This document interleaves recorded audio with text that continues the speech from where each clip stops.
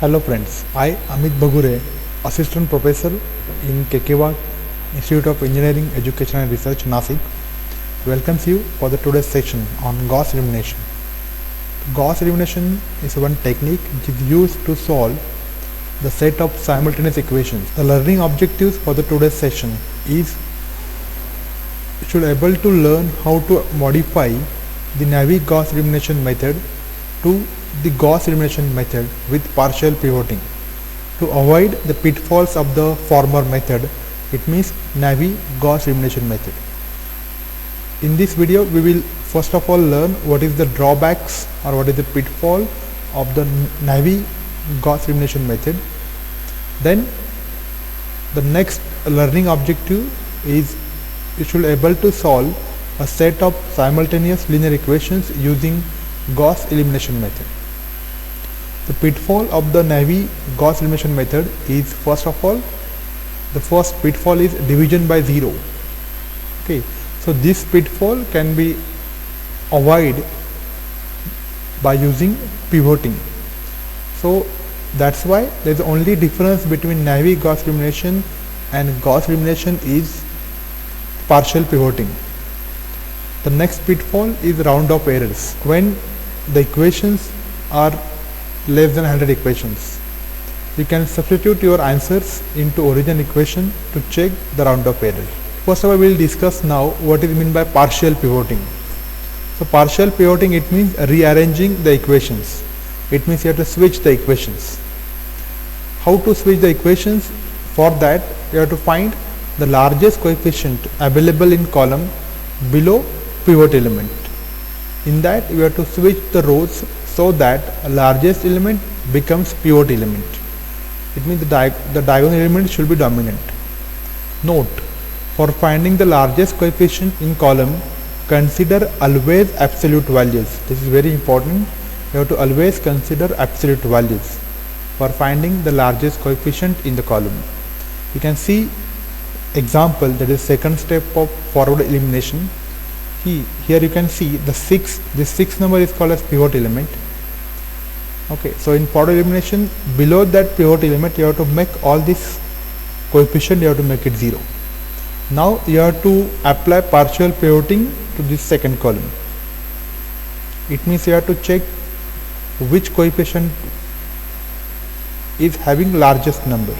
So for that, you have to consider absolute values. So you can say absolute values of -7, then 4 and 17.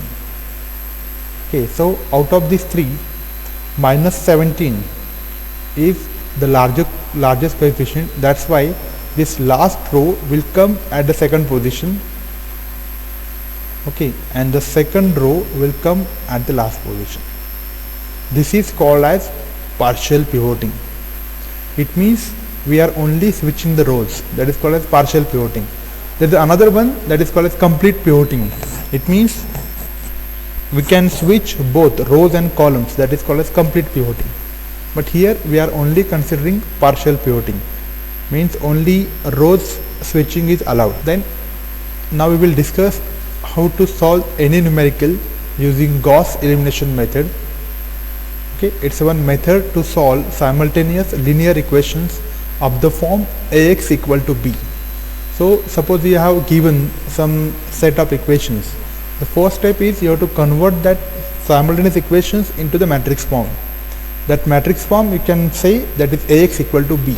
There are two steps, okay, to find the unknowns, that is x values. That the first step is forward elimination and the second step is back substitution. So what is meant by forward elimination and what is meant by back substitution, that we will discuss in next slide. In forward elimination of unknowns, it means from that set of simultaneous equations you have to eliminate the one unknown. Okay, it means equations are reduced to one equation and one unknown in each equation. Then the next step is back substitution. In that we are starting from the last equation, each of the unknowns is found. Okay, because of starting from the last equation, that is called as back substitution. Now, what is the goal in forward elimination? That is, you have to transform the coefficient matrix into upper triangular matrix. Upper triangular matrix, it means below diagonal elements you have to make it 0. Suppose you have given matrix here. This matrix you can call it as A. This is your X matrix is equal to your B matrix. That is the form of Ax equal to B. Then you have to convert this A matrix into upper triangular matrix. Okay, but because of Gauss elimination method, the most important step is you have to apply the partial pivoting. It means in the first column you have to check the first diagonal should be dominant. It means you can check it in first column. Now here 144 is dominant. That's why the last row should come at the first position and the first row should come at the last position. That is called as partial pivoting. You can check it here. Okay, so after partial pivoting you will get this matrix. So 144, 12, 1. There is no change here. x1, x2, x3 equal to 279.2. Okay, then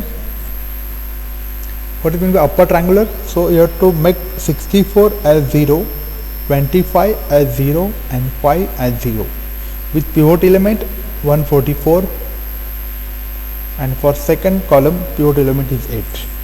So finally you will get this matrix.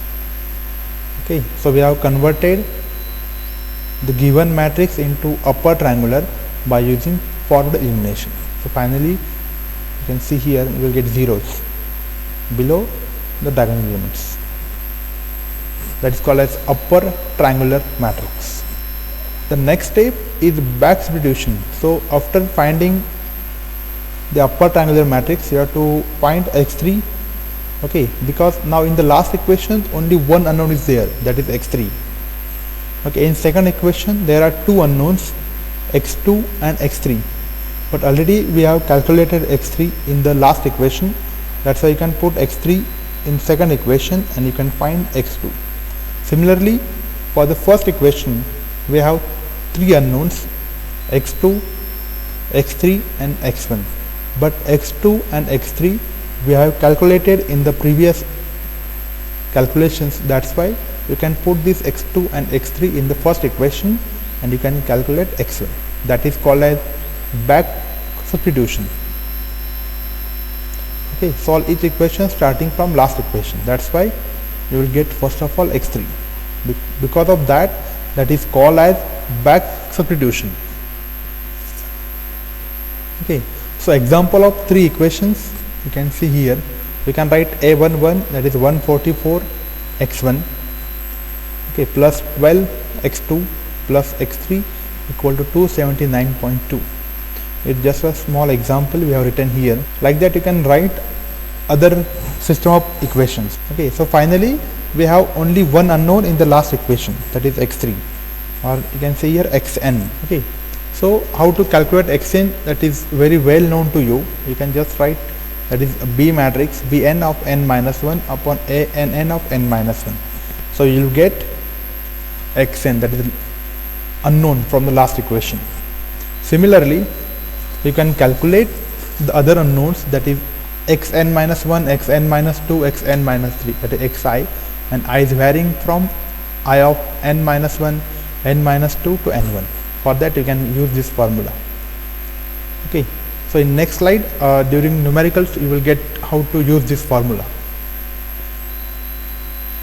Okay, this is the generalized formula for finding other unknowns other than the last one, xn. Now we will take one small example on Gauss elimination, how to solve the set of simultaneous equations by using Gauss elimination method.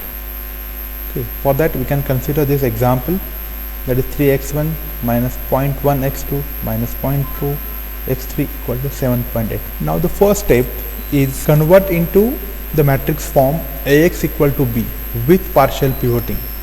It means you have to check, first of all, the first diagonal element should be dominant. So out of these 3, 0.1 and 0.3, okay, where coefficient of x1 is maximum, that is in the first equation.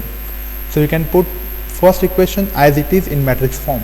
So you will get here 3 minus 0.1 minus 0.2, 7.85.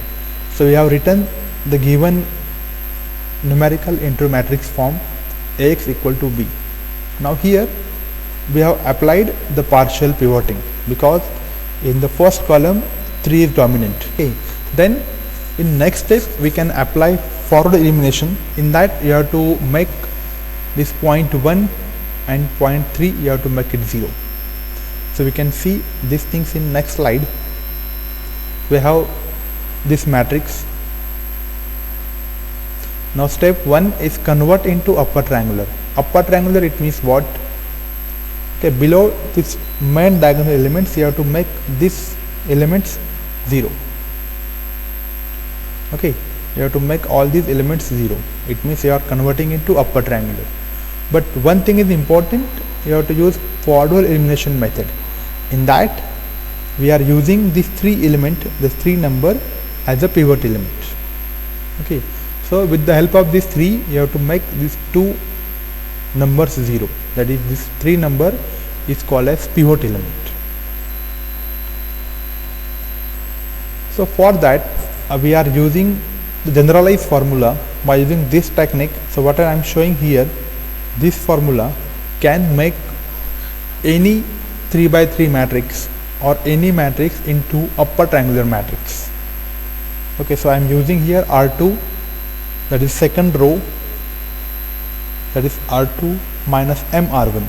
But here now R2 is known, R2 is second row, R1 is first row. But here one thing is introduced here, that is m, that is a multiplication factor. Okay, so m value you can calculate from A21 upon A11. So all of you know the positions of these numbers. So A21 is 0.1 and okay, so from 0.1 and 3 you can calculate the multiplication factor, that is m. So you will get multiplication factor which is nothing but 0.033. Now here I am not changing anything in the first row, that's why I can just copy the first row in the next matrix. So I copied the same values from the given matrix, 3 minus 0.1 minus 0.2 x1 7.85. Okay, so I have to make it 0 at 0.1 position. For that I am using this formula. Okay, that m 0.1 upon 3 equal to 0.033. This is your multiplication factor for the second row. So I am using the calculator. Okay, in that you can just copy the formula b minus 0.033 into a. Okay, so what do you mean by b? So you can see here the first row we can call it as a, second row we can call it as b, and third row we can call it as c, because we have to save the same formula whatever we have written here in the calculator for finding the second row. So I will show you in calculator how to store this formula. So on calculator you can store b minus 0.033 into a. You can say alpha b minus 0.033 into alpha a. You can just say calculate. So what is the value of b? You can call it from the second row, that is 0.1. So you can call 0.1. And what is the value of a? That is 3. Okay, because we are calculating from the first column, that's why b and a value you have to take from the same column. So that is 0.1 and 3. Okay, so you will get approximately 0. That's why you can write here. Okay, you get 0. That's why you can write here 0. Similarly, for the second numbers, other columns you can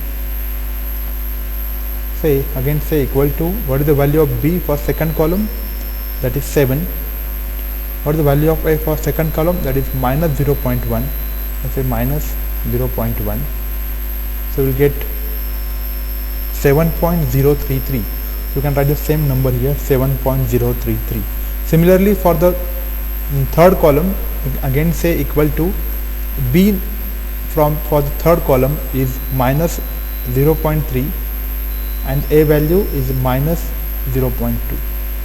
So you will get minus 0.2934. So you can write here minus 0.2934. Similarly, for the B matrix, B is minus 19.3 and A is 7.85. So you will get minus 19.55. Okay. Similarly, for the third row, you can do the same thing. Okay. So I am applying only for second row. So third row I am copied same from the given matrix, that is 0.3 minus 0.2 10 71.4. Now I have to make this 0.3 as 0 in the same step. Okay, so I can write R3 minus R1. Now what is the value of R? That is the multiplication factor, that is A31 upon A11. Okay, so what is value of A31? You can take A31 from the given matrix which already is given, that is 0.3 upon 3. So you will get 0.1. So I am not changing any value from the first and second row. That's why I am writing the first row as it is from the given matrix. Similarly, I am writing the second row also. Okay. So I can again store the same formula, R3 minus R3 R1 in my calculator. I can press AC button and I can write here R3. So R3, all of you know, that is C minus R is 0.1, so I can say 0.1 into R1, that is A matrix, that is A row. Again I can say calculate.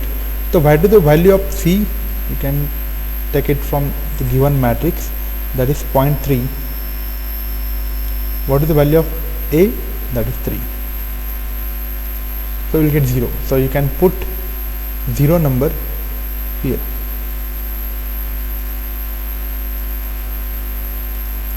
So you can write 0 number because I am only considering the third row. Similarly, for the other second column, you can again say equal to, what is the value of C? That is minus 0.2. And what is the value of A? That is minus 0.1. So we will get minus 0.19. So you can write here the same number, minus 0.19.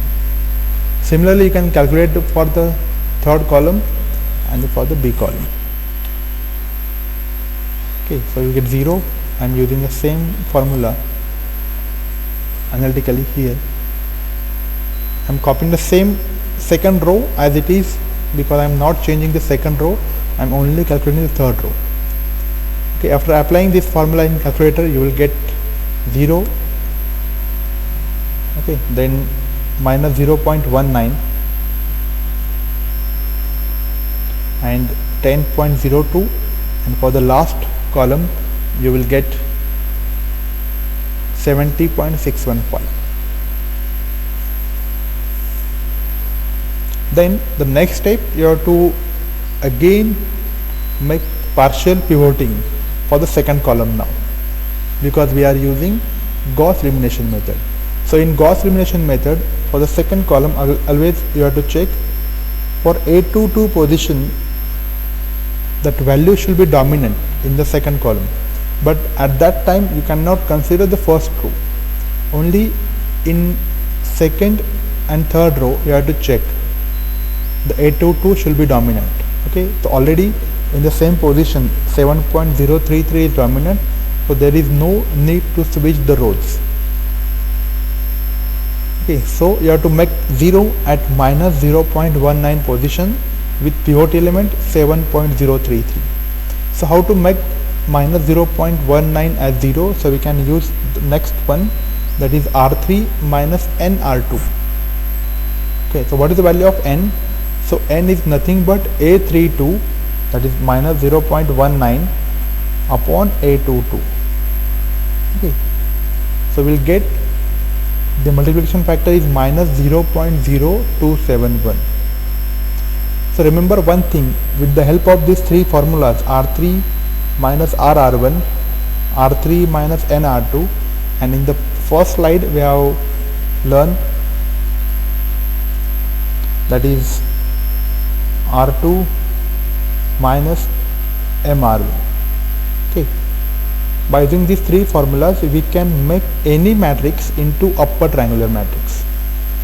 There is no need to apply any theory, okay, any trick to make into upper triangle. Just apply these three formulas, basically any matrix can be converted into upper triangular. Now for making this as 0, I am using R3 minus nR2.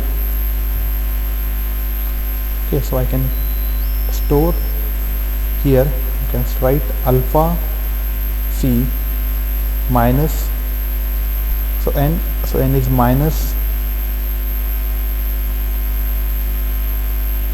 and writing minus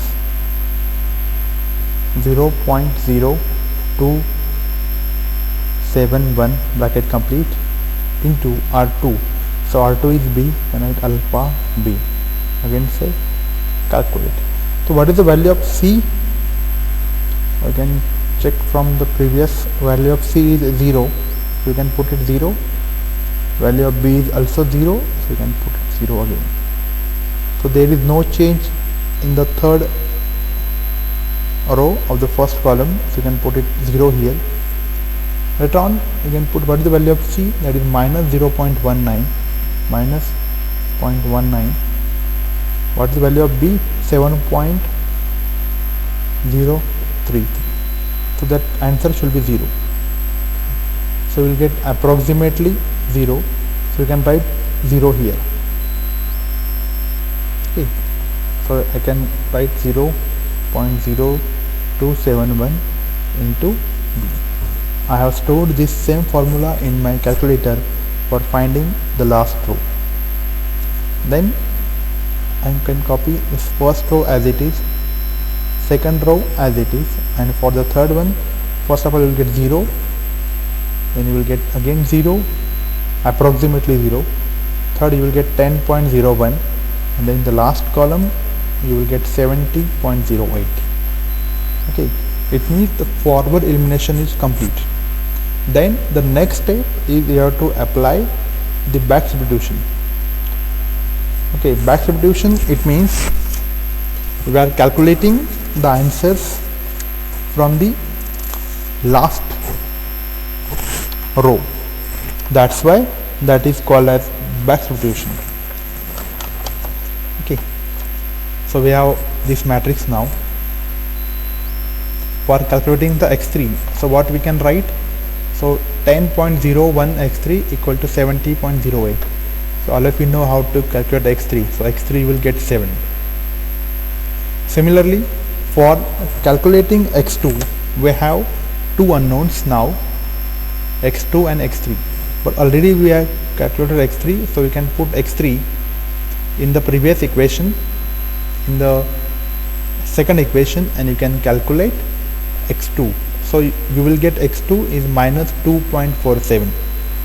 Similarly, for solving x1, we have this matrix now. Solving for x1, you can write 3x1 minus 0.2 x2 minus 0.2 x3 equal to 7.85. From that you can write x1, you can take it on the left side and other equations on the right side. So x2 and x3, sorry, here you have to write x3. So x2 and x3 already we have calculated in the previous slide, so So you can put x2 and x3 in this position and calculate for x1. Then you will get x1 equal to 3. Okay. So finally you will get x1 equal to 3, x2 equal to 2.47 and x3 equal to 7. Then at the end you have to check whether I have this answer with me, 3, 2.47 and 7 are correct or not. Okay, for that we have these equations: 3 x1 minus 0.0 x2 minus 0.2 x3 equal to 7.847. Okay, so I am getting all these numbers when I am putting x1 equal to 3, x2 equal to 2.47 and x3 equal to 7. So I am getting these answers. Okay. But actually I have this one, 7.85 minus 9.3 and 71.4. So I am having approximate answers when I am getting x1, x2 and x3 unknowns. That's why you can say whatever values I have calculated for the unknowns are correct. So if you are having any questions on Gauss elimination method, thank you for watching my video on my YouTube channel. If you are having any questions on Gauss elimination method, you can post your comments in comment box.